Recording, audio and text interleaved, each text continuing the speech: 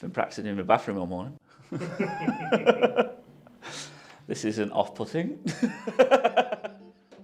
Hi, I'm John Halstead, the owner of John and Halstead, and today we are talking about mortgages. So over the last 6 months, there's been a huge amount of change in the financial services sector, especially with interest rates growing. But most recently, 100% mortgages has come back available for a very specific type of buyer. And today I just wanted to give a bit more information on who that is and how it looks. With the Skipton 100% mortgage, there are a few requirements and things that you will need to know. These mortgages are for first-time buyers only. You must have a track record of paying your rent and bills for the last 12 or 18 months. Credit score is a very important factor when it comes to borrowing. Your mortgage repayments cannot be higher than your historic rent payments with no missed payments on debt or credit commitments. And you can only borrow up to a maximum of 600,000 or 4.5 times your income.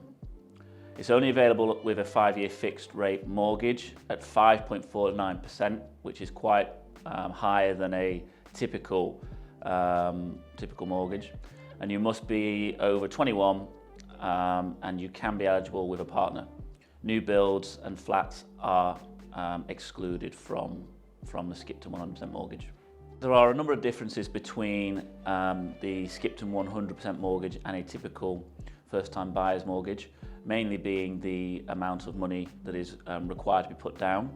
By putting a hefty deposit down, which is anywhere between 10 and 15% typically, this obviously reduces your debt to the bank and makes your monthly payments lower.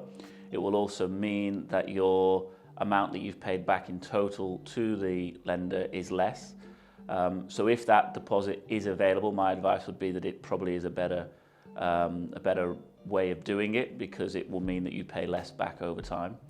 The other big difference is that you do require that your property grows in value for you to build up any equity. So with a deposit being put down, you immediately have equity in your property. With a 100% mortgage, you have no equity. This can lead to issues with becoming to sell at the end, or when you want to move, that you don't have enough money to move somewhere else. So again, if a deposit is available from savings or Bank of Mum and Dad, then that is a better option.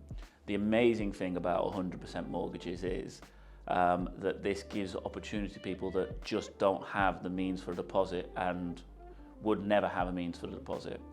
This does get you out of a rented accommodation, and it helps people that simply do not have the resource available to go and buy. So I'm absolutely believing that it's a good product, but it's for a very specific type. And if you do have means to deposits, then I would strongly recommend going down that route still.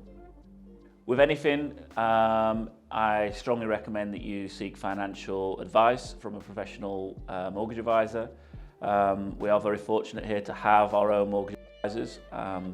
If you require any further support, please get in touch and we would love to help you. This is a really important factor when it comes to buying and should not be taken lightly.